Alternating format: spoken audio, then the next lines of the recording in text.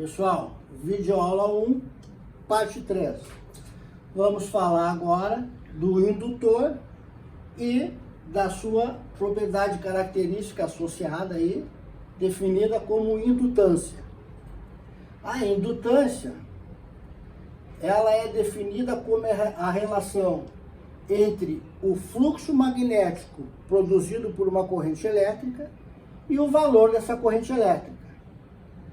Em unidades de medida, nós teríamos aqui o fluxo magnético medido em Weber e a corrente elétrica em ampere.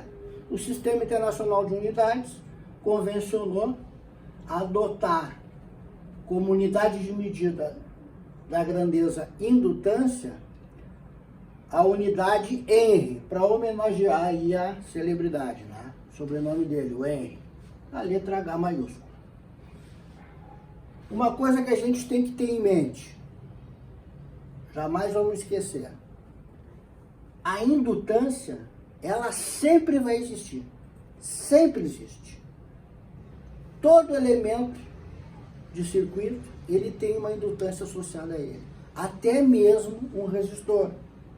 Só que, em função do cenário de utilização, das condições operacionais, a gente pode ou não pode desprezar a indutância desse elemento, né?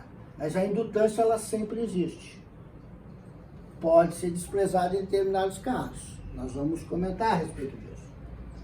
Para que a gente compreenda melhor isso, né, é suficiente que a gente revise alguns cenários de geometria construtiva com condutores, né, para os quais a gente vai ter associado um valor de indutância.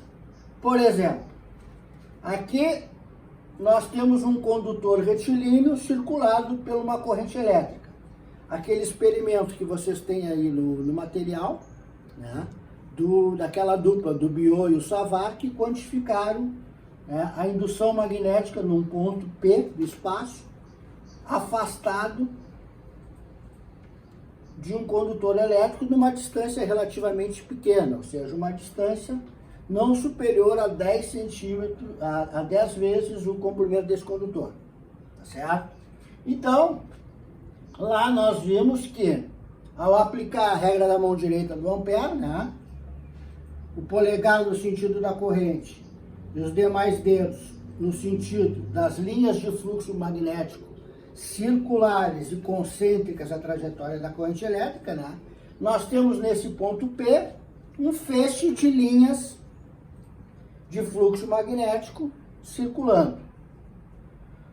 Com essa geometria retilínea, neste ponto P, nós teremos a contribuição de linhas de fluxo magnético tanto maior quanto mais aproximados do ponto estiver este segmento do condutor.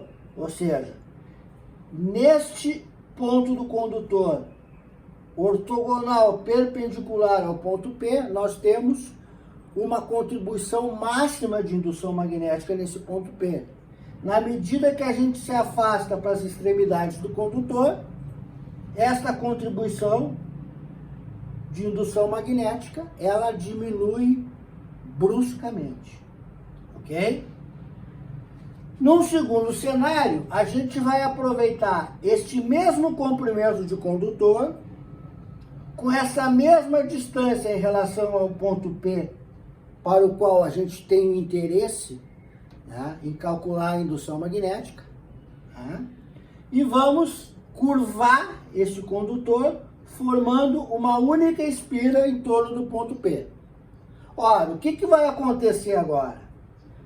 As contribuições de cada segmento de condutor elétrico circulado por essa corrente I, elas serão todas iguais, porque cada segmento desses do condutor, nessa circunferência representativa da espira formada por esse material condutor, vai ter em relação ao ponto P uma mesma distância.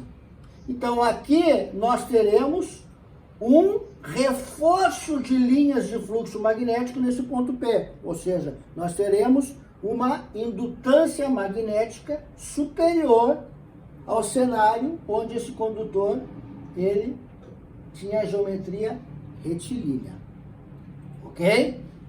Evoluindo para um terceiro cenário, né, nós poderíamos, aqui estava sobrando o comprimento de condutor, né, nós poderíamos, por exemplo, ao invés de uma única espira, fazer duas espiras. Ora, isso ia duplicar a indutância magnética em relação ao cenário 2. Porque agora nós temos duas espiras, todas elas com cada um dos segmentos do condutor percorrido pela corrente elétrica, contribuindo com linhas de fluxo magnético nesse ponto P.